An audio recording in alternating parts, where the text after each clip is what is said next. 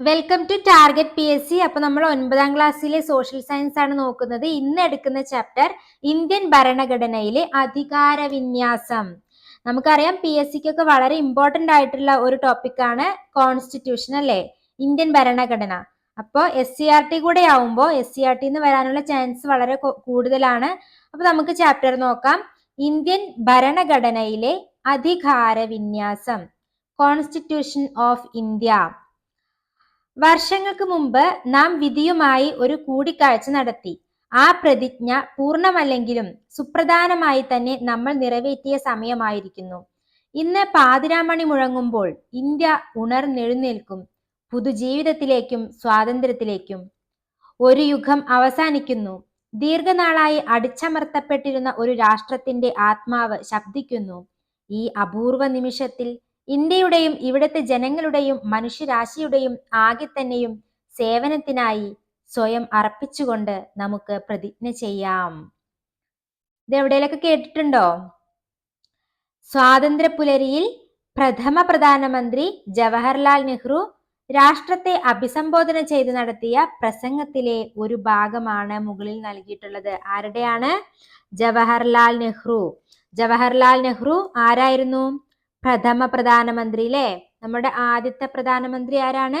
ജവഹർലാൽ നെഹ്റു. രാഷ്ട്രത്തെ അഭിസംബോധന ചെയ്തുകൊണ്ട് നടത്തിയ ഒരു പ്രസംഗത്തിലെ ഒരു ഭാഗമാണ്. എന്ന് നടത്തിയ പ്രസംഗാണ്? സ്വാതന്ത്ര്യ പുലരിയിൽ. സ്വാതന്ത്ര്യത്തിന്റെ ആ അർദ്ധരാത്രി അല്ലേ, ആ ഒരു അർദ്ധരാത്രി പ്രഥമ പ്രധാനമന്ത്രി ആയിട്ടുള്ള ആദ്യത്തെ പ്രധാനമന്ത്രി ആരാണ്? നെഹ്റു. നെഹ്റു നടത്തിയ പ്രസംഗത്തിന്റെ ഭാഗമാണ് മുകളിൽ നൽകിയിട്ടുള്ളത്. ശ്രദ്ധിച്ചല്ലോ. അപ്പൊ അതിൽ പറയുന്നുണ്ട് അല്ലേ, ഇന്ന് പാതിരാമണി മുഴങ്ങുമ്പോൾ ഇന്ത്യ ഉണർന്നെഴുന്നേൽക്കും, പുതുജീവിതത്തിലേക്കും സ്വാതന്ത്ര്യത്തിലേക്കും. സ്വാതന്ത്ര്യം ലഭിക്കണതിനെ കുറിച്ചിട്ടാണ് പറയുന്നത്. ഓക്കെ. അപ്പൊ പ്രഥമ പ്രധാനമന്ത്രി നെഹ്റു. വൈദേശിക ഭരണത്തിന്റെ കെടുതികൾ കുടഞ്ഞെറിഞ്ഞ് പ്രതീക്ഷാ നിർഭരവും ഉത്തരവാദിത്വപൂർണവുമായ പാതയിലേക്ക്, വിദേശ ഭരണത്തിന്റെ കെടുതികളിലെ നഷ്ടങ്ങളൊക്കെ നമ്മൾ കുടഞ്ഞെറിഞ്ഞിട്ട് പുതിയ ഒരു പുലരിയിലേക്ക് വളരെ പ്രതീക്ഷയോടെ ഉത്തരവാദിത്വപൂർണമായ ഒരു പാതയിലേക്ക് നമ്മുടെ രാജ്യത്തെ നയിക്കാനുള്ള ആഹ്വാനമാണ് ഭരണഘടനാ നിർമ്മാണ സഭയിൽ നെഹ്റു നൽകുന്നത്. 1947 ഓഗസ്റ്റ് 15 ഇന്ത്യ നേടിയ സ്വാതന്ത്ര്യം നമുക്കറിയാം അല്ലെ. ഓഗസ്റ്റ് 15 1947 ഇന്ത്യ സ്വാതന്ത്ര്യം നേടിയത് അല്ലെ. ഇന്ത്യ നേടിയ സ്വാതന്ത്ര്യം നമ്മുടെ ഭരണഘടനാ നിർമ്മാണ സഭയെ ഏൽപ്പിച്ച ഉത്തരവാദിത്വം വളരെ വലുതും പ്രധാനപ്പെട്ടതുമായിരുന്നു. നമ്മൾ സ്വതന്ത്രമാവുക എന്ന് പറയുമ്പോൾ നമുക്ക് പുതിയ ഉത്തരവാദിത്തങ്ങൾ വരും അല്ലെ. അപ്പോ ആ പുതിയ ഉത്തരവാദിത്തങ്ങളും ഭരണം എങ്ങനെ വേണം എന്നുള്ളതൊക്കെയാണ് എന്തിലുള്ളത്? ഭരണഘടനയിലുള്ളത്. അപ്പൊ അതൊക്കെ തീരുമാനിച്ചത് ആരായിരുന്നു? ഭരണഘടനാ നിർമ്മാണ സഭയായിരുന്നു. വളരെ വലിയൊരു ഉത്തരവാദിത്തമായിരുന്നു ഭരണഘടനാ നിർമ്മാണ സഭയ്ക്ക് ഉണ്ടായിരുന്നത്. ബ്രിട്ടീഷ് ഭരണത്തിൽ വിവേചനപരവും ജനാധിപത്യ വിരുദ്ധവും നീതിരഹിതവുമായ നടപടികൾക്ക് ജനങ്ങൾ വിധേയമാക്കപ്പെട്ടിരുന്നു. അന്ന് എന്തുണ്ടായിരുന്നില്ല? വളരെ വിവേചനായിരുന്നു അല്ലെ. ജനങ്ങളോട് വളരെ വിവേചനപരമായിട്ട് പെരുമാറിയിരുന്നത്. ജനാധിപത്യത്തിന് വിരുദ്ധമായിട്ടുള്ള ഒരു നീക്കമായിരുന്നു, നീതിരഹിതമായിരുന്നു. അത്തരത്തിൽ ഉള്ള ഒരു ഭരണത്തിന്റെ കീഴിലാണ് ജനങ്ങൾ ഉണ്ടായിരുന്നത്. അക്കാലത്ത് ഇന്ത്യൻ സമൂഹത്തിൽ നിലനിന്നിരുന്ന ജാതി വ്യവസ്ഥയും മറ്റു സാമൂഹിക ദുരാചാരങ്ങളും മനുഷ്യാവകാശ ലംഘനങ്ങളും ആധുനിക സമൂഹത്തിന് ചിന്തിക്കാൻ കഴിയുന്നതിനും അപ്പുറമായിരുന്നു. അപ്പൊ അന്നത്തെ കാലത്ത് ബ്രിട്ടീഷുകാരുണ്ടായിരുന്ന ആ ഒരു സമയത്ത് ഇവിടെ വിവേചനപരവും ജനാധിപത്യ വിരുദ്ധവും നീതിരഹിതവുമായ നടപടികൾക്ക് ജനങ്ങൾ വിധേയമാക്കപ്പെട്ടിരുന്നു. അന്ന് ജാതി വ്യവസ്ഥയും അതുപോലെ ദുരാചാരങ്ങളും മനുഷ്യാവകാശ ലംഘനങ്ങളും ഒക്കെ നമുക്ക് ഇന്ന് ചിന്തിക്കാൻ പറ്റുന്ന നമുക്ക് ചിന്തിക്കാൻ പറ്റുന്നതിൽ അപ്പുറമാണ്. നമുക്ക് ഒരിക്കലും ചിന്തിക്കാൻ പറ്റാത്ത കാര്യങ്ങളാണ് അന്ന് നടന്നുകൊണ്ടിരുന്നത്. സ്വാതന്ത്ര്യാനന്തരം ഇവയ്ക്കെല്ലാം പരിഹാരമാകുന്ന ജനാധിപത്യ ഭരണക്രമവും ക്ഷേമരാഷ്ട്ര സംവിധാനവും ഉണ്ടാകണം. എന്താണ്? സ്വാതന്ത്ര്യാനന്തരം ഇവയ്ക്കെല്ലാം പരിഹാരമാകുന്ന ഒരു ജനാധിപത്യ ഭരണവും ക്ഷേമരാഷ്ട്ര സംവിധാനവും ഉണ്ടാകണം എന്ന ചിന്ത നമ്മുടെ ദേശീയ പ്രസ്ഥാനത്തിനും ജനങ്ങൾക്കും ഉണ്ടായിരുന്നു. സ്വതന്ത്ര ഇന്ത്യ ജനങ്ങൾക്കു നൽകിയ പ്രധാനപ്പെട്ട 2 വാഗ്ദാനങ്ങളായിരുന്നു ജനാധിപത്യ ഭരണക്രമവും ക്ഷേമരാഷ്ട്ര നിർമ്മാണവും ഇമ്പോർട്ടന്റ് ആണ് കേട്ടോ. സ്വതന്ത്ര ഇന്ത്യ ജനങ്ങൾക്ക് നൽകിയ 2 പ്രധാനപ്പെട്ട വാഗ്ദാനങ്ങൾ എന്തെല്ലാമായിരുന്നു? ജനാധിപത്യ ഭരണക്രമവും ക്ഷേമരാഷ്ട്ര നിർമ്മാണവും. ഇതിലേക്കുള്ള ചുവടുവയ്പായിരുന്നു ഭരണഘടനാ നിർമ്മാണ സഭയുടെ രൂപീകരണവും നെഹ്റു അവതരിപ്പിച്ച ലക്ഷ്യപ്രമേയവും. മനസ്സിലായില്ലേ? ഇതിലേക്കുള്ള ചുവടുവയ്പായിരുന്നു ഭരണഘടനാ നിർമ്മാണ സഭയുടെ രൂപീകരണവും നെഹ്റു അവതരിപ്പിച്ച ലക്ഷ്യപ്രമേയം. അപ്പൊ ലക്ഷ്യപ്രമേയം അവതരിപ്പിച്ചത് ആരാണ്? നെഹ്റു. പ്രഥമ പ്രധാനമന്ത്രി ആരാണ്? നെഹ്റു. ഓക്കെ. ഇനി ലക്ഷ്യപ്രമേയത്തിൽ നിന്ന് ഭരണഘടനയിലേക്ക്. അപ്പൊ ലക്ഷ്യപ്രമേയം എന്താ നോക്കാം അല്ലെ. ലക്ഷ്യപ്രമേയം ആരാണ് അവതരിപ്പിച്ചത്? നെഹ്റു അല്ലെ. നെഹ്റു.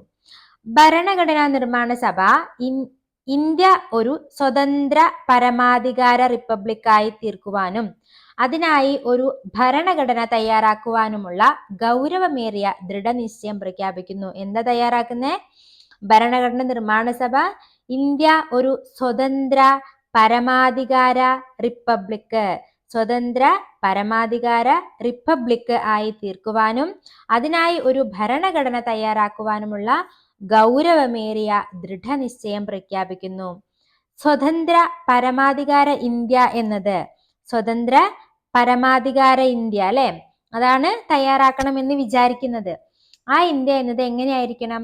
പഴയ ബ്രിട്ടീഷ് ഇന്ത്യൻ പ്രദേശങ്ങൾ, ഇന്ത്യൻ സംസ്ഥാനങ്ങൾ, ഇന്ത്യൻ യൂണിയന്റെ ഭാഗമാകാൻ തയ്യാറുള്ള ബ്രിട്ടീഷ് ഇന്ത്യക്ക് പുറത്തുള്ള മറ്റു ഭാഗങ്ങൾ എന്നിവയുടെ ഒരു യൂണിയൻ ആയിരിക്കും. അപ്പോ നമുക്കറിയാം അന്ന് ഇന്നത്തെ പോലെ ഇന്ത്യ എന്നായിട്ടില്ല അല്ലെ. പല നാട്ടുരാജ്യങ്ങളും അങ്ങനെ പല രീതിയിലാണ് കിടന്നിട്ടുണ്ടായിരുന്നത്.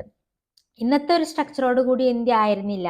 അപ്പോ ഇവര് ഇന്ത്യ എന്നൊരു സങ്കല്പം അല്ലെങ്കിൽ ഇന്ത്യ എന്ന ഒരു സ്വതന്ത്ര പരമാധികാര ഇന്ത്യ എന്ന ഒരു കാഴ്ചപ്പാടിലേക്ക് പോകുമ്പോൾ അതിൽ ഏതെല്ലാം സ്ഥലങ്ങൾ ഉൾക്കൊള്ളണമെന്നാണ് വിചാരിച്ചിട്ടുണ്ടായിരുന്നത്?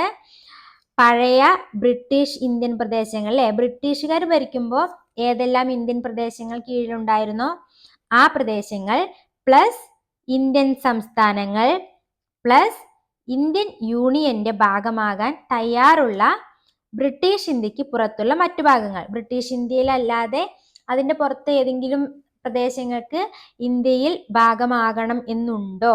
അങ്ങനെയാണെങ്കിൽ ആ സ്ഥലങ്ങൾക്കും കൂടെ ചേർത്തിട്ട് ആണ് സ്വതന്ത്ര പരമാധികാര ഇന്ത്യ എന്ന ഒരു കൺസെപ്റ്റ് കൊണ്ടുവന്നത്. മനസ്സിലായല്ലോ? ഇന്ത്യൻ യൂണിയൻ രൂപീകരിക്കുന്ന പ്രദേശങ്ങൾ സ്വയംഭരണ യൂണിറ്റുകളായിരിക്കും. എന്താണ്? ഇന്ത്യൻ യൂണിയൻ രൂപീകരിക്കുന്ന പ്രദേശങ്ങൾ എന്തായിരിക്കും? സ്വയംഭരണ യൂണിറ്റുകളായിരിക്കും. കൂടാതെ കേന്ദ്ര ഗവൺമെന്റിൽ നിക്ഷിപ്തമാകാതെയുള്ള എല്ലാ അധികാരങ്ങളും ചുമതലകളും അവയ്ക്ക് നൽകപ്പെടും. അപ്പോ ഈ ഒരു കേന്ദ്ര ഗവൺമെന്റ് തന്നെ ആയിരിക്കില്ല ഇതിനെ മുഴുവനായിട്ടും കൺട്രോൾ ചെയ്യുന്നത്. ഓരോ പ്രദേശങ്ങൾക്കും അവയുടേതായിട്ടുള്ള ഒരു സ്വയംഭരണ അവകാശം ഉണ്ടായിരിക്കും. സ്വയംഭരണ യൂണിറ്റുകളായിരിക്കും. സ്വതന്ത്ര പരമാധികാര ഇന്ത്യയുടെ എല്ലാ അധികാരങ്ങളും ജനങ്ങളിൽ നിന്നായിരിക്കും ഉത്ഭവിക്കുക. അപ്പൊ ആർക്കായിരിക്കും ഇമ്പോർട്ടൻസ്? ജനങ്ങൾക്കായിരിക്കും ഇമ്പോർട്ടൻസ്. ഓക്കെ അല്ലേ? ഇനി ഇന്ത്യയിലെ എല്ലാ ജനങ്ങൾക്കും സാമൂഹികവും സാമ്പത്തികവും രാഷ്ട്രീയവുമായ നീതിയും പദവി സമത്വവും അവസര സമത്വവും. എന്തൊക്കെയാണ്? സാമൂഹികവും സാമ്പത്തികവും രാഷ്ട്രീയവും ആയ നീതിയും പദവി സമത്വവും അവസര സമത്വവും നിയമത്തിനു മുമ്പിലുള്ള സമത്വവും കൂടാതെ നിയമത്തിനും പൊതു ധാർമ്മികതയ്ക്കും വിധേയമായി സംസാരം, ആവിഷ്കാരം, വിശ്വാസം, ആരാധന, തൊഴിൽ, സംഘടനയും പ്രവർത്തനവും എന്നീ മൗലിക സ്വാതന്ത്ര്യങ്ങളും ഉറപ്പാക്കുകയും സംരക്ഷിക്കുകയും ചെയ്യും. എന്താ പറയുന്നത്? സിമ്പിൾ ആണ് കേട്ടോ. ഇത്ര വലിയ സെന്റൻസ് കാണുമ്പോൾ എന്തോ കട്ടിയുള്ള സംഭവം വിചാരിക്കേണ്ട. ഇന്ത്യയിലെ എല്ലാ ജനങ്ങൾക്കും സാമൂഹികവും സാമ്പത്തികവും രാഷ്ട്രീയവുമായിട്ടുള്ള നീതി, എല്ലാവർക്കും നീതി ഉണ്ടായിരിക്കും. അതുപോലെ പദവി സമത്വം ഉണ്ടായിരിക്കും, അവസര സമത്വം ഉണ്ടായിരിക്കും. അതുപോലെ നിയമത്തിന് മുമ്പിൽ എല്ലാവരും ഒരുപോലെ ആയിരിക്കും. കൂടാതെ നിയമത്തിനും പൊതു ധാർമ്മികതയ്ക്കും വിധേയമായിട്ട് സംസാരം, ആവിഷ്കാരം, വിശ്വാസം, ആരാധന, തൊഴിൽ, സംഘടനയും പ്രവർത്തനവും എന്നീ മൗലിക സ്വാതന്ത്ര്യങ്ങൾ ഉറപ്പാക്കും. എന്താ? നമുക്ക് ഒരു ആരാധന, നമുക്ക് ഇഷ്ടമുള്ളൊരു വിശ്വാസത്തിന് അതുപോലെ നമുക്ക് ഇഷ്ടമുള്ളൊരു തൊഴിൽ ചെയ്യാൻ, നമുക്ക് എന്തെങ്കിലും ആവിഷ്കരിക്കാൻ, അല്ലേ? അതുപോലെ നമുക്കൊരു സംഘടന രൂപീകരിക്കാൻ, ഇങ്ങനെയൊക്കെയുള്ള അവകാശങ്ങൾ നമുക്ക് ഉണ്ടായിരിക്കും എന്നാണ് പറയുന്നത്. ക്ലിയർ അല്ലേ? ക്ലിയർ അല്ലേ? അപ്പൊ ഇത്രയാണ് എന്തിലുണ്ടായിരുന്നത്, നെഹ്റു മുന്നോട്ട് വെച്ച ലക്ഷ്യപ്രമേയത്തിൽ പറഞ്ഞിരുന്ന സംഭവങ്ങൾ ഇത്രയുമാണ്. ഓക്കെ, അപ്പോ ഇതെപ്പോഴാണ് നെഹ്റു ലക്ഷ്യപ്രമേയം അവതരിപ്പിച്ചത്? അത് ഇമ്പോർട്ടന്റ് ആണ് കേട്ടോ, അതൊക്കെ ഇമ്പോർട്ടന്റ് ആയിട്ടുള്ളതാണ്. 1946 ഡിസംബർ 13. 1946 ഡിസംബർ 13 ഭരണഘടനാ നിർമ്മാണ സഭയിൽ ജവഹർലാൽ നെഹ്റു അവതരിപ്പിച്ച ലക്ഷ്യപ്രമേയത്തിലെ ചില ആശയങ്ങൾ. ഓക്കെ, ക്ലിയർ അല്ലേ? ഭരണഘടനാ നിർമ്മാണ സഭയിൽ നെഹ്റു ലക്ഷ്യപ്രമേയം അവതരിപ്പിച്ചത് എന്നൊരു ക്വസ്റ്റ്യൻ വന്നാൽ 1946 ഡിസംബർ 13. 1946 ഡിസംബർ 13. ക്ലിയർ അല്ലേ? 1946 ഡിസംബർ 13, അതായത് സ്വാതന്ത്ര്യം കിട്ടുന്നതിന്റെ മുന്നത്തെ ഇയർ ആണ് കേട്ടോ. അത് അതിന് മുന്നേ ആണ് എന്ന് ഓർത്ത് വെക്കുക. 47 സ്വാതന്ത്ര്യം ലഭിച്ചു, അതിന് മുന്നത്തെ ഇയർ ആണ്. 1946 ഡിസംബർ 13 ഭരണഘടനാ നിർമ്മാണ സഭയിൽ നെഹ്റു അവതരിപ്പിച്ച ലക്ഷ്യപ്രമേയത്തിലെ ആശയങ്ങളാണ് മുകളിൽ കൊടുത്തിരിക്കുന്നത്. ദേശീയ പ്രസ്ഥാനം മുന്നോട്ട് വെച്ച പ്രധാന ആശയങ്ങളാണ് ലക്ഷ്യപ്രമേയത്തിൽ ഉൾക്കൊണ്ടിരിക്കുന്നത്. ഓക്കെ, അപ്പൊ ഈ ഡേറ്റ് ഓർത്ത് വെക്കുക കേട്ടോ, 1946 ഡിസംബർ 13. ഓക്കെ, ഭാരതത്തിന്റെ ഭരണഘടന. അപ്പൊ നമ്മുടെ ഭരണഘടനയുടെ ആമുഖം ആണ് ഇവിടെ നൽകിയിട്ടുള്ളത്. നമ്മൾ ഒരുപാട് തവണ കണ്ടിട്ടുണ്ടായിരിക്കില്ലേ, നമ്മുടെ ടെക്സ്റ്റ് ബുക്സിന്റെ ഒക്കെ മുന്നിൽ കൊടുത്തിട്ടുണ്ട്. അപ്പൊ നമ്മുടെ ഭാരതത്തിന്റെ ഭരണഘടന ആമുഖം എന്ന് നോക്കാം, ഒന്ന് വായിച്ചു നോക്കാം. ഭാരതത്തിലെ ജനങ്ങളായ നാം. അപ്പോ ആമുഖം തുടങ്ങുന്നത് എങ്ങനെയെന്ന് ചോദിച്ചു കഴിഞ്ഞാൽ എങ്ങനെയാ തുടങ്ങുന്നത്? ഭാരതത്തിലെ ജനങ്ങളായ നാം എന്നാണ് ആമുഖം തുടങ്ങുന്നത്. ഓക്കെ, നാം ഭാരതത്തെ ഒരു പരമാധികാര, സ്ഥിതി സമത്വ, മതേതര, ജനാധിപത്യ റിപ്പബ്ലിക്കായി സംവിധാനം ചെയ്യുവാനും. ഓക്കെ, ഇത് എപ്പോഴും ചോദിക്കാറുള്ള ഒരു ചോദ്യമാണ്. എന്താണ്? മുൻപ് ഇത്രയും ഇതിലിപ്പോ 5 കാര്യങ്ങൾ കൊടുത്തിട്ടുണ്ട് അല്ലേ? എങ്ങനെയായിരിക്കണം? പരമാധികാര, സ്ഥിതി സമത്വ, മതേതര, ജനാധിപത്യ റിപ്പബ്ലിക്, അല്ലേ? അതായിരിക്കണം ഭാരതം എന്നാണ് പറയുന്നത്. എന്നാൽ മുന്നേ ഇതിൽ 3 എണ്ണേ ഉണ്ടായിരുന്നുള്ളൂ. 2 എണ്ണം പിന്നീട് ആഡ് ചെയ്തതാണ്. അതിവിടെ താഴെ കൊടുത്തിട്ടുണ്ട്, നോക്കാം. നോക്കൂ, 1976 ഭരണഘടന 42ാം ഭേദഗതി ആക്ട് 2ാം വകുപ്പ് പ്രകാരം പരമാധികാര, ജനാധിപത്യ റിപ്പബ്ലിക് എന്നതിന് പകരം ചേർത്തത്. അപ്പൊ മുൻപ് എന്തുണ്ടായിരുന്നുള്ളൂ? പരമാധികാര, ജനാധിപത്യ റിപ്പബ്ലിക് എന്നുണ്ടായിരുന്നുള്ളൂ. പകരം എന്തെല്ലാം കൂട്ടിച്ചേർത്തു? പരമാധികാര, ജനാധിപത്യ റിപ്പബ്ലിക് എന്നായിരുന്നു പണ്ടുണ്ടായിരുന്നത്. ഓക്കെ, ഭാരതത്തിലെ ജനങ്ങളായ നാം ഭാരതത്തെ ഒരു പരമാധികാര, ജനാധിപത്യ റിപ്പബ്ലിക്കായി സംവിധാനം ചെയ്യുവാനും എന്ന് തുടങ്ങിയിട്ടാണ് കൊടുത്തിട്ടുണ്ടായിരുന്നത്. പിന്നെ അതിലേക്ക് ഏത് ആഡ് ചെയ്തു? സ്ഥിതി സമത്വ മതേതര. ഈ സ്ഥിതി സമത്വ മതേതര എന്നുള്ളത് പിന്നീട് ആഡ് ചെയ്തതാണ് ഇതിലേക്ക്. മനസ്സിലായില്ലേ? 42ാം ഭേദഗതി, അതും ചോദിക്കാറുണ്ട്. ഏത് ഭേദഗതി പ്രകാരമാണ് ഇങ്ങനെ സ്ഥിതി സമത്വ മതേതരത്വം എന്നെല്ലാം ആഡ് ചെയ്തത് എന്ന് ചോദിച്ചു കഴിഞ്ഞാൽ 42ാം ഭേദഗതി. ഓക്കെ, അപ്പോ പരമാധികാര, ജനാധിപത്യ റിപ്പബ്ലിക് ആയിരുന്നു മുന്നേ ഉണ്ടായിരുന്നത്. ഇപ്പൊ എന്തായി? അതിന്റെ ഇടയിൽ 2 എണ്ണം കൂടെ ചേർത്തു, സ്ഥിതി സമത്വ മതേതര. ഓക്കെ, പരമാധികാര, സ്ഥിതി സമത്വ, മതേതര, ജനാധിപത്യ റിപ്പബ്ലിക്. ഓക്കെ, സ്ഥിതി സമത്വവും മതേതരവും ആഡ് ചെയ്തു കേട്ടോ, അതൊന്ന് ഓർത്ത് വെക്കുക. സ്ഥിതി സമത്വം, മതേതരം ആണ് ആഡ് ചെയ്തത്. ഓക്കെ, നോക്കാം. ഭാരതത്തിലെ ജനങ്ങളായ നാം ഭാരതത്തെ ഒരു പരമാധികാര, സ്ഥിതി സമത്വ, മതേതര, ജനാധിപത്യ റിപ്പബ്ലിക്കായി സംവിധാനം ചെയ്യുവാനും അതിലെ പൗരന്മാർക്കെല്ലാം സാമൂഹികവും സാമ്പത്തികവും രാഷ്ട്രീയവും ആയ നീതിയും ചിന്തയ്ക്കും ആശയപ്രകടനത്തിനും വിശ്വാസത്തിനും മതനിഷ്ഠയ്ക്കും ആരാധനയ്ക്കും ഉള്ള സ്വാതന്ത്ര്യവും. അപ്പൊ നീതി, സ്വാതന്ത്ര്യം, സമത്വം, ഇതിനെല്ലാം ഇമ്പോർട്ടൻസ് നൽകുന്നുണ്ട് അല്ലേ? സാമൂഹികവും സാമ്പത്തികവും രാഷ്ട്രീയവും ആയ നീതിയും ചിന്തയ്ക്കും ആശയ പ്രകടനത്തിനും വിശ്വാസത്തിനും മതനിഷ്ഠയ്ക്കും ആരാധനയ്ക്കും ഉള്ള സ്വാതന്ത്ര്യവും പദവിയിലും അവസരത്തിലും സമത്വവും സംപ്രാപ്തമാക്കുവാനും അവർക്കെല്ലാം ഇടയിൽ വ്യക്തിയുടെ അന്തസ്സും രാഷ്ട്രത്തിന്റെ ഐക്യവും അഖണ്ഡതയും. അതും ഇമ്പോർട്ടന്റ് ആണ്. കാരണം മേൽപ്പറഞ്ഞ ആക്ട് 2-ാം വകുപ്പ് പ്രകാരം രാഷ്ട്രത്തിന്റെ ഐക്യം എന്നുണ്ടായിരുന്നുള്ളൂ ആദ്യം. അതിന് പകരം ചേർത്തതാണ് ഇവിടെ കൊടുത്തിട്ടുള്ളത്. 1977 മുതലാണ് പ്രാബല്യം വന്നത്. അപ്പൊ ഐക്യം എന്ന് മാത്രം ഉണ്ടായിരുന്ന സ്ഥലത്ത് എന്ത് വന്നു? രാഷ്ട്രത്തിന്റെ ഐക്യവും അഖണ്ഡതയും എന്നുകൂടെ കൂട്ടിച്ചേർത്തു. മനസ്സിലായില്ലേ? അഖണ്ഡത കൂട്ടിച്ചേർത്തു. വ്യക്തിയുടെ അന്തസ്സും രാഷ്ട്രത്തിന്റെ ഐക്യവും അഖണ്ഡതയും ഉറപ്പുവരുത്തിക്കൊണ്ട് സാഹോദര്യം പുലർത്തുവാനും സഗൗരവം തീരുമാനിച്ചിരിക്കയാൽ നമ്മുടെ ഭരണഘടനാ നിർമ്മാണ സഭയിൽ ഈ 1949 നവംബർ 26-ാം ദിവസം ഇതിനാൽ ഈ ഭരണഘടനയെ സ്വീകരിക്കുകയും നിയമമാക്കുകയും നമുക്ക് തന്നെ പ്രദാനം ചെയ്യുകയും ചെയ്യുന്നു. അപ്പോ ഈ ഭരണഘടനയെ അംഗീകരിച്ച ദിവസം ഏതാണ് എന്ന് ഒരു ക്വസ്റ്റ്യൻ എപ്പോഴും ചോദിക്കാറുണ്ട്. വളരെ ഇമ്പോർട്ടന്റ് ആണ്. എന്നാണ്? 1949 നവംബർ 26. 1949 നവംബർ 26 ഭരണഘടനയെ അംഗീകരിച്ച ദിനം. ക്ലിയർ അല്ലേ? ഓക്കെ. ലക്ഷ്യപ്രമേയത്തിലെ വിവിധ ആശയങ്ങൾ നമ്മുടെ ഭരണഘടനയുടെ ആമുഖത്തിൽ ഉൾപ്പെട്ടിട്ടുണ്ടെന്ന് വ്യക്തമായല്ലോ. ആമുഖത്തിൽ സൂചിപ്പിച്ചിട്ടുള്ള ആശയങ്ങൾ, കാഴ്ചപ്പാടുകൾ, ലക്ഷ്യങ്ങൾ തുടങ്ങിയവ സാക്ഷാത്കരിക്കുന്നതിന് ഭരണഘടനയിലെ വ്യവസ്ഥകൾ എത്രമാത്രം പര്യാപ്തമാണെന്ന് നോക്കാം അല്ലെ. അപ്പൊ നമ്മൾ ഭരണഘടനയുടെ സവിശേഷതകളാണ് നോക്കുന്നത്. ഭരണഘടനയുടെ സവിശേഷതകൾ. ഓക്കെ, ഭരണഘടനയുടെ സവിശേഷതകൾ നോക്കാം. ക്യാബിനറ്റ് മിഷന്റെ നിർദ്ദേശാനുസരണം 1946 ഡിസംബർ 6 രൂപീകരിക്കപ്പെട്ട ഭരണഘടനാ നിർമ്മാണ സമിതി എന്താണ്? ക്യാബിനറ്റ് മിഷന്റെ നിർദ്ദേശാനുസരണം 1946 ഡിസംബർ 6 രൂപീകരിക്കപ്പെട്ട ഭരണഘടനാ നിർമ്മാണ സമിതി. ശ്രദ്ധിക്കൂ, ക്യാബിനറ്റ് മിഷന്റെ നിർദ്ദേശാനുസരണം അല്ലെ. ക്യാബിനറ്റ് മിഷന്റെ നിർദ്ദേശാനുസരണം എന്നാണ് ഭരണഘടനാ നിർമ്മാണ സമിതി രൂപീകരിക്കപ്പെട്ടത്?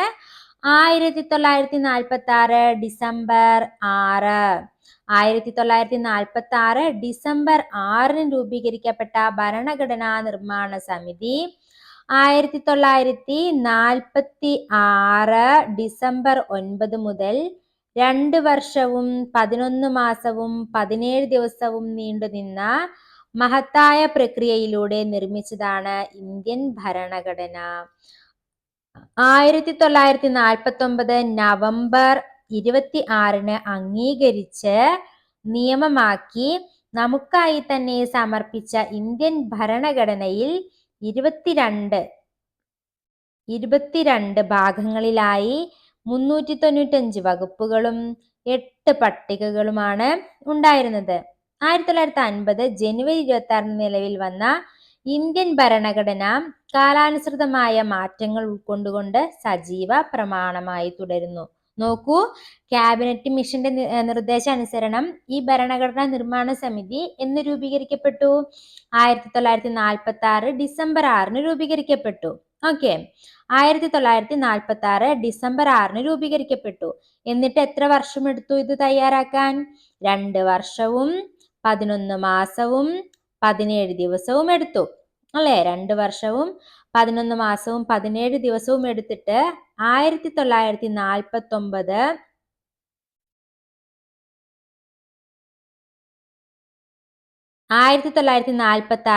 ഡിസംബർ 9 മുതൽ ആണ് ഈ ഒരു നിർമ്മാണ സമിതി രൂപീകരിക്കപ്പെട്ടത് ഡിസംബർ 6 എന്നാൽ ഇവർ തുടങ്ങിയത് പ്രക്രിയ തുടങ്ങിയത് ഡിസംബർ 9 മുതലാണ്.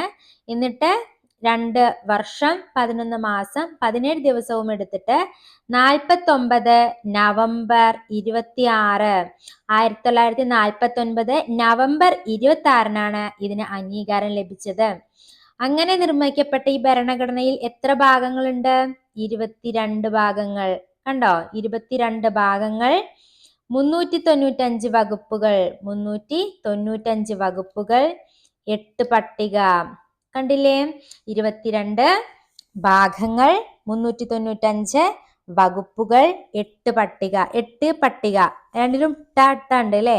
8 പട്ടിക, 8 പട്ടിക, അങ്ങനെയൊക്കെ കണക്ട് ചെയ്യാട്ടോ. 8 പട്ടിക, 395 വകുപ്പ്, 395 വകുപ്പ്, 400ന്റെ താഴെ വകുപ്പ് എന്ന് ഓർക്കുക. അപ്പൊ നമുക്ക് 395 കിട്ടും. ഓക്കെ. 22 ഭാഗം, 22 ഭാഗം. ഓക്കെ അല്ലേ? അത് അന്ന് വരുന്ന സമയത്താട്ടോ. പിന്നീട് മാറ്റങ്ങൾ വന്നു, അത് നമുക്ക് വഴിയെ നോക്കാം. ഇന്ത്യൻ ദേശീയ പ്രസ്ഥാനം മുറുകെ പിടിച്ചതും ലക്ഷ്യപ്രമേയത്തിൽ സൂചിപ്പിച്ചതുമായ നിരവധി ആശയങ്ങൾ ഭരണഘടനയുടെ ഭാഗമായിട്ടുണ്ട്. വിശദമായ പഠനങ്ങൾക്കും ചർച്ചകൾക്കും ശേഷം തയ്യാറാക്കപ്പെട്ട ഭരണഘടനയുടെ സവിശേഷതകൾ നമുക്ക് നോക്കാം. എന്താണ് അപ്പൊ ഭരണഘടനയുടെ സവിശേഷത? ഏറ്റവും വലിയ എഴുതപ്പെട്ട ഭരണഘടനയാണ് ആരുടെ? ഇന്ത്യയുടെ. ഏറ്റവും വലിയ, ലോകത്തിൽ എഴുതപ്പെട്ട ഏറ്റവും വലിയ ഭരണഘടനയുള്ളത് ആർക്കാണ്? ഇന്ത്യക്കാണ്. ഓക്കെ അല്ലേ? ഓക്കെ അല്ലേ? ഓക്കെ. ഇനി പാർലമെന്ററി ജനാധിപത്യമാണ്. നോക്കാം. 1.5 ലക്ഷത്തോളം വാക്കുകൾ അടങ്ങിയ, അപ്പൊ നമ്മൾ പറഞ്ഞു എഴുതപ്പെട്ട ഏറ്റവും വലിയ ഭരണഘടനയാണ് ഇന്ത്യക്കുള്ളത് എന്ന് പറഞ്ഞു അല്ലെ? 1.5 ലക്ഷത്തോളം വാക്കുകൾ അടങ്ങിയ സമഗ്രവും വിപുലവുമായ രേഖയാണ്. 1.5 ലക്ഷത്തോളം വാക്കുകളുണ്ട്. രാജ്യത്തിന്റെ വൈപുല്യവും പരിഗണിച്ചുള്ള വിശദമായ ഉള്ളടക്കമാണ്. ഇനി അടുത്തത് പറഞ്ഞു പാർലമെന്ററി ജനാധിപത്യമാണ്. അതായത് കാര്യനിർവഹണ വിഭാഗത്തിലെ അംഗങ്ങൾ നിയമനിർമ്മാണ സഭയിൽ നിന്നുള്ള ആളുകളായിരിക്കും. കാര്യനിർവഹണ വിഭാഗത്തിലെ അംഗങ്ങൾ നിയമനിർമ്മാണ സഭയിൽ നിന്നുള്ളവരായിരിക്കും. നിയമനിർമ്മാണ വിഭാഗം കാര്യനിർവഹണ വിഭാഗത്തെ നിയന്ത്രിക്കുകയും ചെയ്യുന്നു. ആരാണ് കാര്യനിർവഹണ വിഭാഗത്തെ നിയന്ത്രിക്കുന്നത്? നിയമനിർമ്മാണ വിഭാഗമാണ്. ഓക്കെ, അതാണ് പാർലമെന്ററി ജനാധിപത്യം. ഇനി ദൃഢവും അയവുള്ളതുമായ ഘടനയാണ്. ദൃഢമാണ്, അതേസമയം അയവുള്ളതുമാണ്. എന്താണ് അതിന്റെ അർത്ഥം? ചില വ്യവസ്ഥകൾ ഭേദഗതി ചെയ്യാൻ പ്രത്യേക നടപടികൾ പാലിക്കേണ്ടതുണ്ട്. എന്നാൽ മറ്റു ചിലത് സാധാരണ നിയമനിർമ്മാണ രീതിയിൽ ഭേദഗതി ചെയ്യാം. അതാണ് ദൃഢമാണ് അല്ലെ? കാരണം ചില വ്യവസ്ഥകൾ നമുക്ക് ഭേദഗതി ചെയ്യണമെങ്കിൽ, എന്തെങ്കിലും മാറ്റം വരുത്തണമെങ്കിൽ നമുക്ക് വളരെ ബുദ്ധിമുട്ടാണ്, ഒരുപാട് നടപടിക്രമങ്ങളുണ്ട്. അതാണ് അത് ദൃഢമാണ് പറയുന്നത്. എന്നാൽ അയവുള്ളതാണ്. എന്നാൽ മറ്റ് ചില വ്യവസ്ഥകൾ ഭേദഗതി ചെയ്യാൻ, അതിൽ എഴുതപ്പെട്ട ചില വ്യവസ്ഥകൾ ഭേദഗതി ചെയ്യാൻ നമുക്ക് വളരെ സാധാരണമായിട്ടുള്ള നിയമനിർമ്മാണ രീതിയിൽ ഭേദഗതി ചെയ്യാം. ഏതെല്ലാം അങ്ങനെ ചെയ്യാൻ ചെയ്യില്ല എന്നൊക്കെ എഴുതപ്പെട്ടതാണ് കേട്ടോ. അപ്പൊ അതുകൊണ്ട് ഇത് ദൃഢവുമാണ്, അതേസമയം അയവുള്ളതുമാണ്.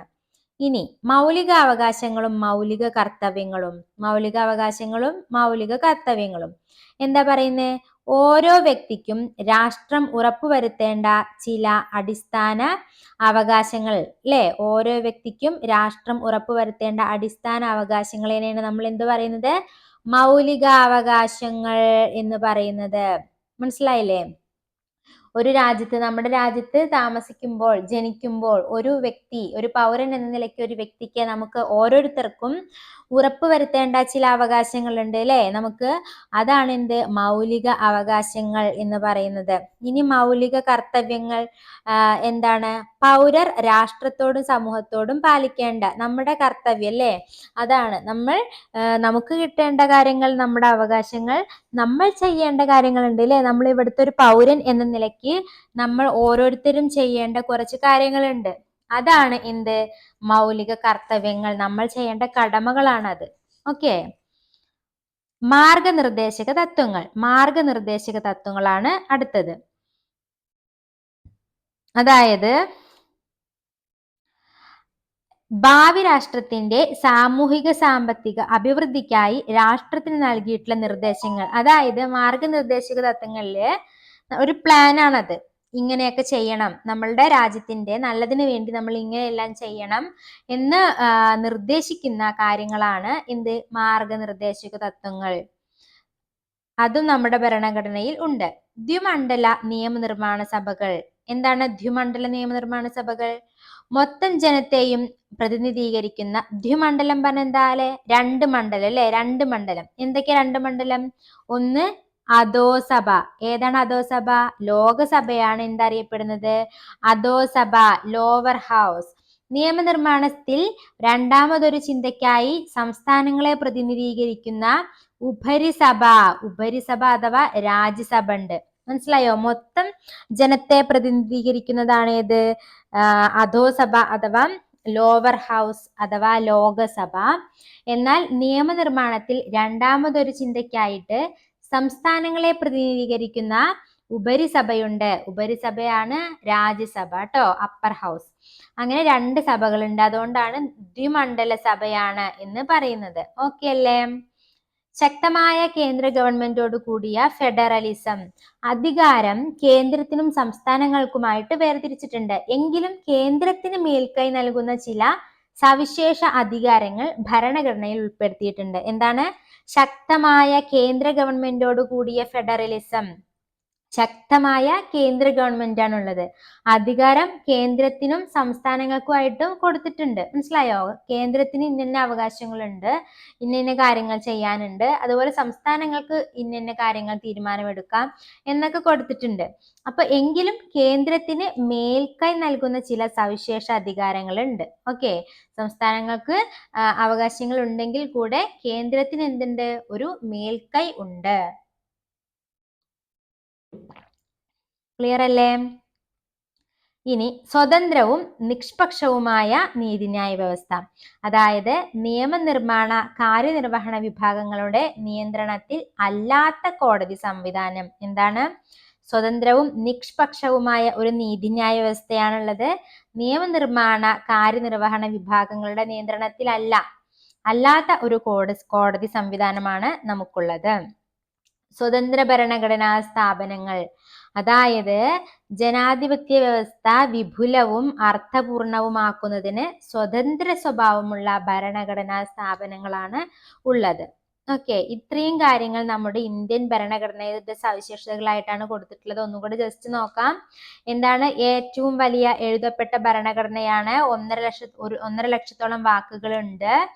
ഓക്കെ, പാർലമെന്ററി ജനാധിപത്യമാണ് നമുക്കുള്ളത്. അതായത് കാര്യനിർവഹണ വിഭാഗത്തിലെ അംഗങ്ങൾ നിയമനിർമ്മാണ സഭയിൽ നിന്നവരായിരിക്കും. നിയമനിർമ്മാണ വിഭാഗം കാര്യനിർവഹണ വിഭാഗത്തെ നിയന്ത്രിക്കുന്നുണ്ട്. ദൃഢവും അയവുള്ളതുമാണ്. അതായത് ചില കാര്യങ്ങൾ നമുക്ക് ഭേദഗതി ചെയ്യാൻ നല്ല ബുദ്ധിമുട്ടാണ്, എന്നാൽ മറ്റു ചിലത് നമുക്ക് വളരെ സിമ്പിൾ ആയിട്ട് ഭേദഗതി ചെയ്യാം. അതാണ് ദൃഢമാണ്, സെയിം ടൈം അയവുള്ളതാണ്. മൗലികാവകാശങ്ങളും മൗലിക കർത്തവ്യങ്ങളും ഉണ്ട് അല്ലെ? നമ്മൾക്ക് ലഭിക്കേണ്ട അവകാശങ്ങളാണ് എന്ത്? മൗലികാവകാശം. നമ്മൾ ചെയ്യേണ്ട കാര്യങ്ങളാണ് മൗലിക കർത്തവ്യം. മാർഗനിർദ്ദേശക തത്വങ്ങൾ എന്താണ്? നമ്മുടെ രാഷ്ട്രത്തിന്റെ ഭാവി കാര്യങ്ങൾക്ക് വേണ്ടി ഉള്ള നിർദ്ദേശങ്ങൾ നൽകിയിട്ടുള്ളതാണ് മാർഗനിർദ്ദേശക തത്വം. ദ്വിമണ്ഡല നിയമനിർമ്മാണ സഭയാണുള്ളത്. അതായത് ലോകസഭ, മൊത്തം ജനത്തെ പ്രതിനിധീകരിക്കുന്ന ലോകസഭ അഥവാ അധോസഭയും അതുപോലെ തന്നെ സംസ്ഥാനങ്ങളെ പ്രതിനിധീകരിക്കുന്ന ഉപരിസഭ അഥവാ രാജ്യസഭയും ഉണ്ട്. രാജ്യസഭ രണ്ടാമതൊരു ചിന്തയ്ക്കാണ്. ആദ്യത്തെ ഇമ്പോർട്ടൻസ് ആർക്കാണ്? ലോകസഭയ്ക്കാണ്. ശക്തമായ കേന്ദ്ര ഗവൺമെന്റോട് കൂടിയ ഫെഡറലിസം, സ്വതന്ത്രവും നിഷ്പക്ഷവുമായ നീതിന്യായ വ്യവസ്ഥ, സ്വതന്ത്ര ഭരണഘടനാ സ്ഥാപനങ്ങൾ, ഇതെല്ലാം നമ്മുടെ ഇന്ത്യൻ ഭരണഘടനയുടെ സവിശേഷതകളാണ്. ക്ലിയർ അല്ലേ? ഓക്കെ, നമുക്ക് ഇനി അടുത്തൊരു ടോപ്പിക്കിലേക്ക് പോവാട്ടോ. ഇന്ത്യൻ ഫെഡറലിസം എന്നൊരു ടോപ്പിക്കാണ് നമ്മൾ ഇനി നോക്കുന്നത്. ഭരണഘടനയുടെ സവിശേഷതകളെ കുറിച്ച് ക്ലാസ്സിൽ അവതരിപ്പിച്ച സെമിനാർ പ്രബന്ധത്തിലെ പ്രസക്ത ഭാഗങ്ങൾ ശ്രദ്ധിക്കൂ. നമ്മുടെ രാജ്യത്തിന്റെ വൈവിധ്യവും ഐക്യവും ഒരേപോലെ പരിപാലിക്കുന്നതിന് ഫെഡറൽ സംവിധാനം സഹായകമാകുന്നുണ്ട്. കൂടാതെ പ്രാദേശിക പ്രാതിനിധ്യം ഉറപ്പുവരുത്തുന്നതിലൂടെ വിഘടനവാദ പ്രവണതകളെ ഫലപ്രദമായി ചെറുക്കാനും ഇത്തരം ഒരു ഭരണക്രമീകരണം പ്രയോജനപ്പെടുന്നു. ഭരണത്തിന്റെ വിവിധ തലങ്ങളെ കൂട്ടിയിണക്കി സാമ്പത്തിക പുരോഗതി കൈവരിക്കുന്നതിനും എല്ലാ വിഭാഗങ്ങളുടെയും ക്ഷേമം ഉറപ്പുവരുത്തുന്നതിനും ഫെഡറലിസത്തിലൂടെ സാധിക്കുന്നുണ്ട്. കേന്ദ്രവും സംസ്ഥാനങ്ങളും അധികാരം പങ്കിടുന്ന ഈ ഭരണ സംവിധാനം ജനാധിപത്യം എന്ന ആശയത്തെ കൂടുതൽ അർത്ഥപൂർണമാക്കുകയും ചെയ്യുന്നു. ഓക്കെ, മുകളിൽ കൊടുത്തിരിക്കുന്ന പ്രബന്ധ ഭാഗത്തിന്റെ അടിസ്ഥാനത്തിൽ ഇന്ത്യ ഫെഡറലിസം സ്വീകരിക്കാനുള്ള കാരണങ്ങൾ കണ്ടെത്തി രേഖപ്പെടുത്തുക. ഒന്നുകൂടെ കൊടുത്തിട്ടുണ്ട്. കേന്ദ്രത്തിനും സംസ്ഥാനങ്ങൾക്കും ഇടയിൽ അധികാരം പങ്കിടുന്നതിലൂടെ ജനാധിപത്യം ഊട്ടിയുറപ്പിക്കുന്നതിന് അല്ലേ? പിന്നെന്തൊക്കെയുണ്ട് നോക്കൂ. സാമ്പത്തിക പുരോഗതി കൈവരിക്കുന്നതിന്, എല്ലാ വിഭാഗങ്ങളുടെയും ക്ഷേമം ഉറപ്പുവരുത്തുന്നതിന്, അല്ലേ, ഒക്കെ അതിൽ തന്നെയുണ്ട്. ഒന്നും നമുക്ക് അങ്ങനെ അത്രയ്ക്ക് വേണ്ട. ഭരണഘടനയുടെ അടിസ്ഥാനത്തിൽ അധികാരം 2 തലങ്ങളിലേക്ക് വിഭജിക്കപ്പെടുന്ന ഭരണ സംവിധാനമാണ് ഫെഡറലിസം. എന്താ ഫെഡറലിസം എന്ന് പറഞ്ഞാൽ ഇത് ഇമ്പോർട്ടന്റ് ആണ് കേട്ടോ. ഫെഡറലിസം എന്ന് പറഞ്ഞാൽ എന്താണ്?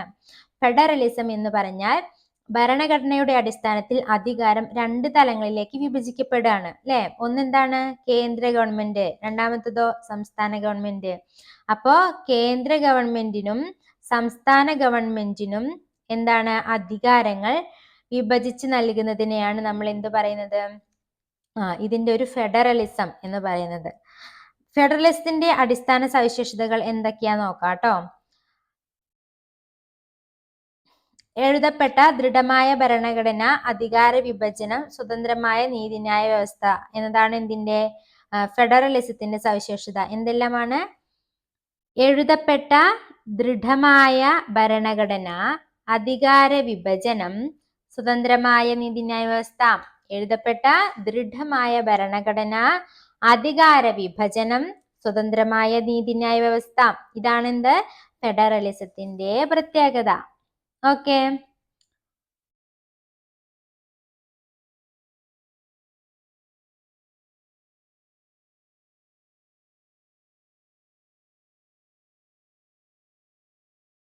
ഓക്കെ, നമുക്ക് ഇനി ഇവിടെ കൊടുത്തിട്ടുള്ളതൊന്ന് വായിച്ചു നോക്കാം കേട്ടോ. ഭാഗം 1, അതായത് ഇന്ത്യൻ ഭരണഘടനയിലെ ഭാഗം 1 കുറച്ച് കാര്യങ്ങളാണ് ഇവിടെ കൊടുത്തിട്ടുള്ളത് കേട്ടോ. ഭാഗം 1 യൂണിയനും അതിന്റെ ഭൂപ്രദേശവും എന്നൊരു പോർഷനാണ് കൊടുത്തിട്ടുള്ളത്. യൂണിയന്റെ പേരും ഭൂപ്രദേശവും, അതായത് ഇന്ത്യ, അതായത് ഭാരതം, സംസ്ഥാനങ്ങളുടെ ഒരു യൂണിയൻ ആയിരിക്കുന്നതാണ്. അപ്പൊ ഇന്ത്യ എന്ന് പറയുന്നത് എന്തായിരിക്കും? സംസ്ഥാനങ്ങൾ ചേർന്ന ഒരു യൂണിയൻ ആയിരിക്കും. മനസ്സിലായോ? അതായത് സംസ്ഥാനങ്ങൾക്ക് വേറെ സ്വതന്ത്രമായിട്ടുള്ള ഒരു അവകാശങ്ങൾ ഉണ്ടായിരിക്കും, അതേസമയം ഇന്ത്യൻ യൂണിയന്റെ ഭാഗവുമായിരിക്കും. മനസ്സിലായില്ലേ? ഇന്ത്യ, അതായത് ഭാരതം എന്തായിരിക്കും? സംസ്ഥാനങ്ങളുടെ ഒരു യൂണിയൻ ആയിരിക്കും.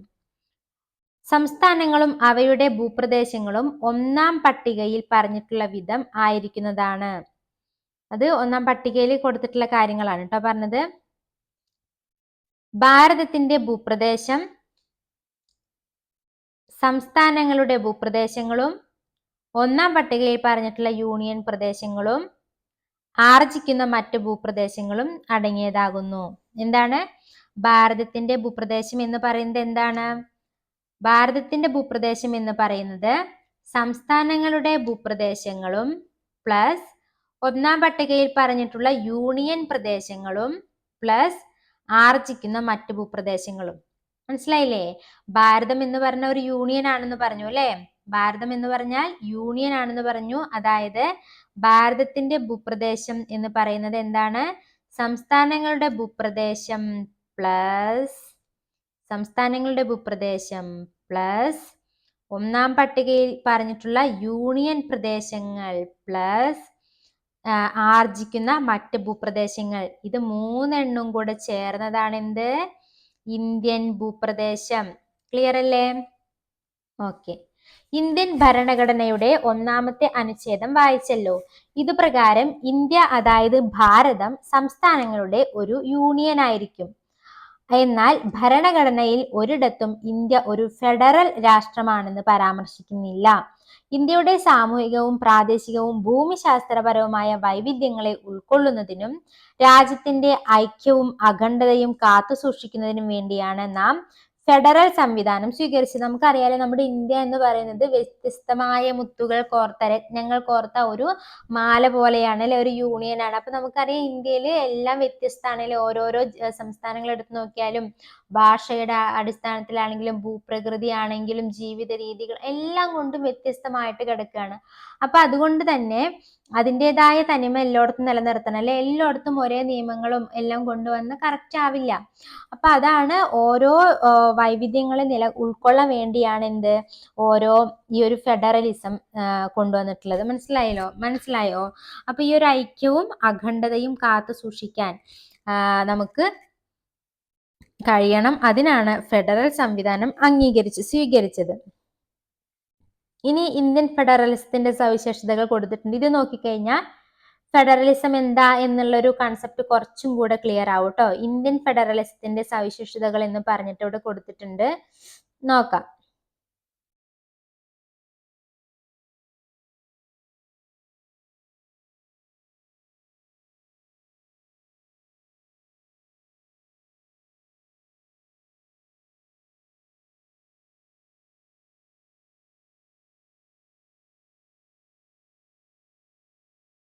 കേന്ദ്രത്തിനും സംസ്ഥാനങ്ങൾക്കുമായി ഒരു പൊതു ഭരണഘടനയുണ്ട്.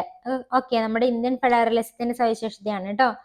കേന്ദ്രത്തിനും സംസ്ഥാനത്തിനും പൊതു ഭരണഘടനയുണ്ട്, അതായത് പൊതുവായിട്ടുള്ള നിയമങ്ങളുണ്ട്. ഭരണഘടനയുടെ പരമാധികാരം, ഭരണഘടനയ്ക്ക് ആണെന്ത് പരമാധികാരം.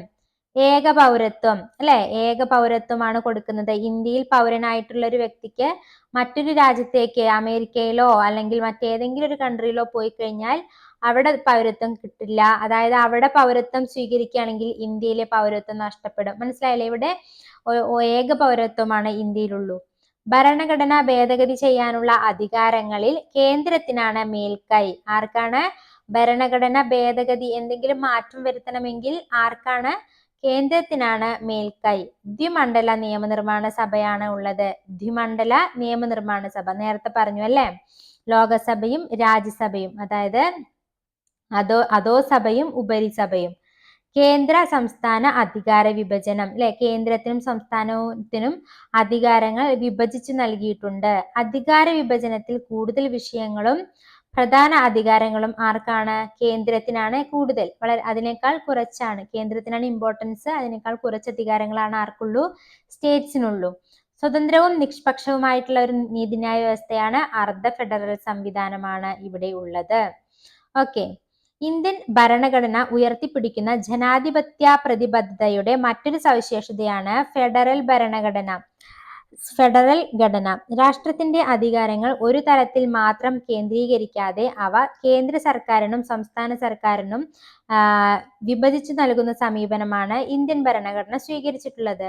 അധികാര വിഭജനം പരാമർശിക്കുന്ന ഭരണഘടനയുടെ 7ാം പട്ടിക നമുക്ക് പരിചയപ്പെടാം. അപ്പോൾ അധികാര വിഭജനം പരാമർശിക്കുന്നത് ഏത് പട്ടികയിലാണ്? 7ാം പട്ടിക കേട്ടോ, ഓർത്ത് വെക്കാം. 7ാം പട്ടികയിലാണ്. എത്രയിലാണ്? 7ാം പട്ടിക. ഓക്കെ, മറക്കരുത് കേട്ടോ, 7ാം പട്ടിക. ഓക്കെ, 7ാം പട്ടികയിലാണ് എന്തുള്ളത്? അധികാര വിഭജനം പരാമർശിക്കുന്നത്. ക്ലിയർ അല്ലേ? ഓക്കെ, അധികാര വിഭജനം അഥവാ ഡിവിഷൻ ഓഫ് പവേഴ്സ് 7ാം പട്ടികയിൽ. അധികാര വിഭജനം 7ാം പട്ടികയിൽ. യൂണിയൻ ലിസ്റ്റ്, അപ്പൊ നമുക്ക് PSCക്ക് സ്ഥിരം വരാറുള്ളതാണ് അല്ലെ, union list, state list, concurrent list അല്ലെ, PSCക്ക് ചോദിക്കാറുള്ളതാണ്. Union list, state list, concurrent list അഥവാ സമവർത്തി ലിസ്റ്റ് കേട്ടോ. കൺകറന്റ് ലിസ്റ്റിന്റെ മലയാളമാണ് സമവർത്തി ലിസ്റ്റ്.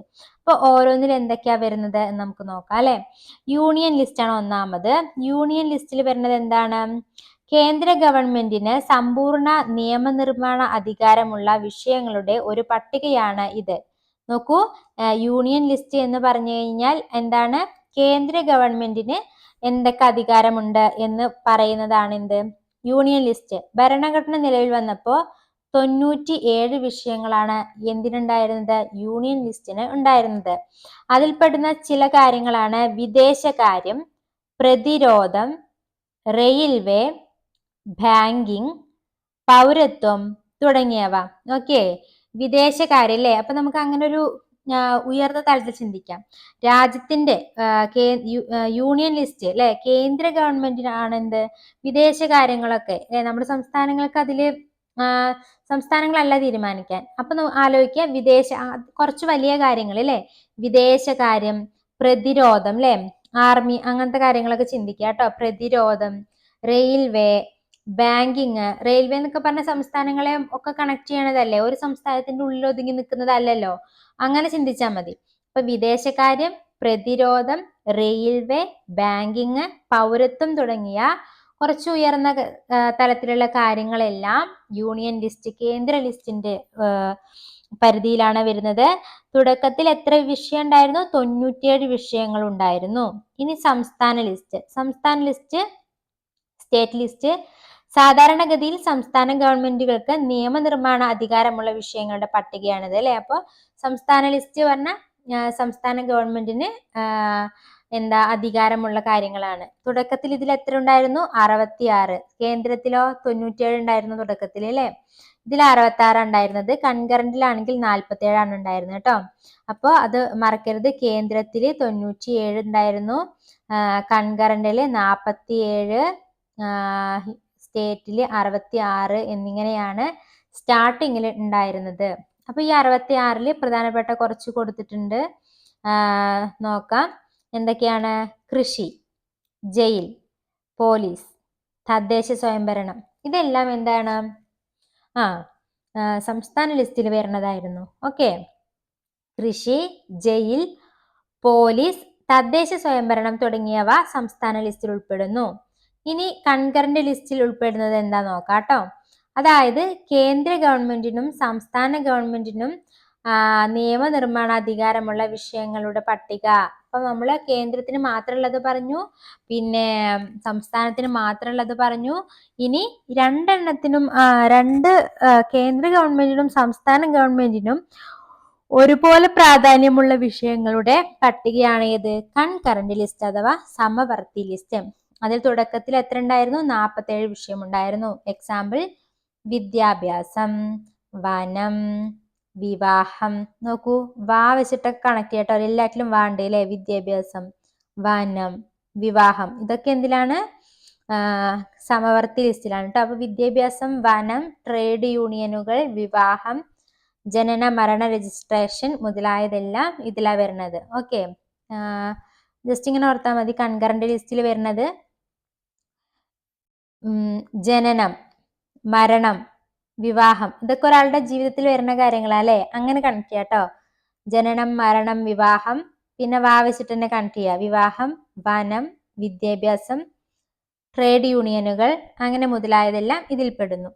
ഇനി റെസിജ്വറി പവേഴ്സ് എന്നൊരു വിഭാഗം കൂടെ ഉണ്ട് കേട്ടോ. റെസിജ്വറി പവേഴ്സ്, അതായത് അവശേഷിക്കുന്ന അധികാരങ്ങൾ. മേൽപ്പറഞ്ഞ 3 അധികാര പട്ടികയിലും ഉൾപ്പെടാത്തതിനെയാണ് നമ്മൾ എന്ത് പറയുന്നത്? അവശേഷിക്കുന്ന അധികാരങ്ങൾ അഥവാ റെസിജ്വറി പവേഴ്സ് എന്ന് പറയുന്നത്. ഇവയിലെ നിയമനിർമ്മാണ അധികാരം ആർക്കായിരിക്കും? കേന്ദ്ര ഗവൺമെന്റിനായിരിക്കും. ഉദാഹരണത്തിന് സൈബർ നിയമം. ഇത് ഇമ്പോർട്ടന്റ് ആണ് കേട്ടോ. സൈബർ നിയമം ഏത് വിഭാഗത്തിൽ പെടുന്നു എന്ന് ചോദിച്ചിട്ട് ഈ 4 കേന്ദ്രം, സംസ്ഥാനം, കൺകറന്റ്, അവശിഷ്ട അല്ലെങ്കിൽ അവശേഷിക്കുന്ന അധികാരങ്ങൾ എന്ന് തരുന്നു കഴിഞ്ഞാൽ നമുക്ക് ഏത് ഉത്തരം വരാം? അവശേഷിക്കുന്ന അധികാരങ്ങളാണ് അല്ലെ, സൈബർ നിയമങ്ങൾ. Okay, okay. അപ്പോ നമ്മള് പല ലിസ്റ്റുകളും പറഞ്ഞു അല്ലെ. അപ്പൊ ഇവിടെ കുറച്ച് സംഭവങ്ങൾ കൊടുത്തിട്ടുണ്ട്. ഇതെല്ലാം ഏത് ലിസ്റ്റിൽ വരുന്നു എന്നാണ് ചോദിച്ചിട്ടുള്ളത്. നോക്കാം. കേരളത്തിലേക്ക് പുതിയ തീവണ്ടി അനുവദിച്ചു. അപ്പൊ നമ്മൾ റെയിൽവേ ഏതാ പറഞ്ഞത്? കേന്ദ്രം അല്ലെ. ഇന്ത്യ ശ്രീലങ്കയുമായി നയതന്ത്ര കരാറിൽ ഒപ്പുവെച്ചു. അതായത് വിദേശകാര്യം ഏതിലാ പറഞ്ഞത്? അതും കേന്ദ്രം. ബിരുദ കോഴ്സുകളുടെ ഘടന പരിഷ്കരിക്കുന്നു. അതായത് എന്താണ്? വിദ്യാഭ്യാസം അല്ലെ. വിദ്യാഭ്യാസം നമ്മൾ ഏതിലാ പറഞ്ഞ? വാ വെച്ചിട്ട് പറഞ്ഞു അല്ലെ. കൺകറന്റിലാണ് പറഞ്ഞത്. കൺകറന്റ്. ഓക്കെ. ദേശീയ വനനയം പ്രഖ്യാപിച്ചു. വനനയം ഏതാണ്? കൺകറന്റ്. ജയിൽ ചട്ടങ്ങൾ പരിഷ്കരിച്ചു. ജയിൽ എന്തിലാ പറഞ്ഞത്? ജയിൽ, അതുപോലെ പോലീസ്, ഇതെല്ലാം ഏതിലാ പറഞ്ഞേ? സംസ്ഥാനം അല്ലെ. ജയിൽ, പോലീസ് എല്ലാം സ്റ്റേറ്റ് ലിസ്റ്റിലാണ് പറഞ്ഞത്. ഓക്കെ അല്ലേ, കണ്ടോ? ജയിൽ, പോലീസ്, കൃഷി, തദ്ദേശ സ്വയംഭരണം. ഓക്കെ, അപ്പോ ഇത്രയും കാര്യങ്ങളാ പറഞ്ഞ. നമുക്ക് ഇനി അധികാരം വേർതിരിക്കൽ എന്ന് തൊട്ടിട്ട് നമുക്ക് അടുത്ത ഒരു ക്ലാസ്സിൽ എടുക്കാം കേട്ടോ. കാരണം ഇത് ഒറ്റ ക്ലാസ് ആകുമ്പോൾ വളരെ ലെങ്തി ആയിട്ട് പോകും. അപ്പൊ നമുക്ക് അടുത്ത ക്ലാസ്സിൽ അത് നോക്കാം അല്ലെ. അപ്പൊ നമ്മൾ ഏകദേശം പകുതി കവർ ചെയ്തിട്ടുണ്ട്. ഇന്ത്യൻ ഭരണഘടനയിലെ അധികാര വിന്യാസം എന്ന് പറഞ്ഞു. ആദ്യം നെഹ്റുവിന്റെ സ്വാതന്ത്ര്യ പുലരിയിൽ പ്രഥമ പ്രധാനമന്ത്രിയാണ് ജവഹർലാൽ നെഹ്റു. അദ്ദേഹത്തിന്റെ പ്രസംഗത്തിന്റെ ഒരു ഭാഗം കൊടുത്തിട്ടുണ്ടായിരുന്നു.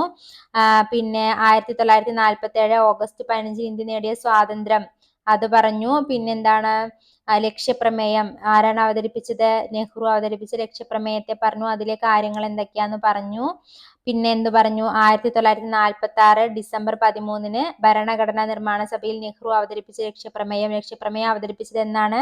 46 ഡിസംബർ 13 എന്ന് പറഞ്ഞു. പിന്നെ ഭാരതത്തിന്റെ ഭരണഘടന പറഞ്ഞു. ആദ്യം ഉണ്ടായിരുന്നത് പരമാധികാര ജനാധിപത്യ റിപ്പബ്ലിക് ആയിരുന്നു. സ്ഥിതി സമത്വം മതേതരത്വം 42ാം ഭേദഗതി വഴി കൊണ്ടുവന്നതാണ്. അതേപോലെ തന്നെ ആദ്യം ഉണ്ടായത് എന്തായിരുന്നു? ഐക്യം എന്തായിരുന്നു? പിന്നീട് എന്ത് ചേർത്തു? അഖണ്ഡത കൂടി ചേർത്തു. ഓക്കെ, അതൊക്കെ നമ്മൾ പറഞ്ഞു. പിന്നെ എന്താ പറഞ്ഞത്? ഭരണഘടനയുടെ സവിശേഷതകൾ പറഞ്ഞു. 1946 ഡിസംബർ 6 എന്ത് ക്യാബിനറ്റ് മിഷൻ രൂപീകരിക്കപ്പെട്ടത് എന്ന് നമ്മൾ പറഞ്ഞു.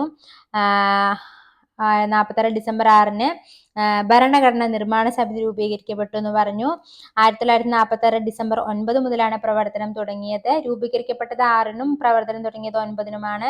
2 വർഷം 11 മാസം 17 ദിവസവും നീണ്ടുനിന്ന പ്രക്രിയയിലൂടെ ഭരണഘടന രൂപീകരിച്ചു. 49 നവംബർ 26-നാണ് അംഗീകരിച്ചത്. നവംബർ 26 ഭരണഘടനാ നിർമ്മാണ ദിനമായിട്ട് നമ്മൾ ആചരിക്കുന്നു. നമുക്കായി സമർപ്പിച്ച ഇന്ത്യൻ ഭരണഘടനയിൽ എത്ര ഭാഗങ്ങൾ ഉണ്ടായിരുന്നു? 22 ഭാഗങ്ങൾ, 395 വകുപ്പുകൾ, 8 പട്ടികകൾ. 22 ഭാഗം, 395 വകുപ്പ്, 8 പട്ടിക ഉണ്ടായിരുന്നു. 1950 ജനുവരി 26-നാണ് ഇന്ത്യൻ ഭരണഘടന നിലവിൽ വന്നത്. ഓക്കെ, പിന്നെ അതിന്റെ പ്രത്യേകതകൾ പറഞ്ഞു. ഏറ്റവും വലിയ എഴുതപ്പെട്ട ഭരണഘടന, പാർലമെന്ററി ജനാധിപത്യമാണ് ഉള്ളത്.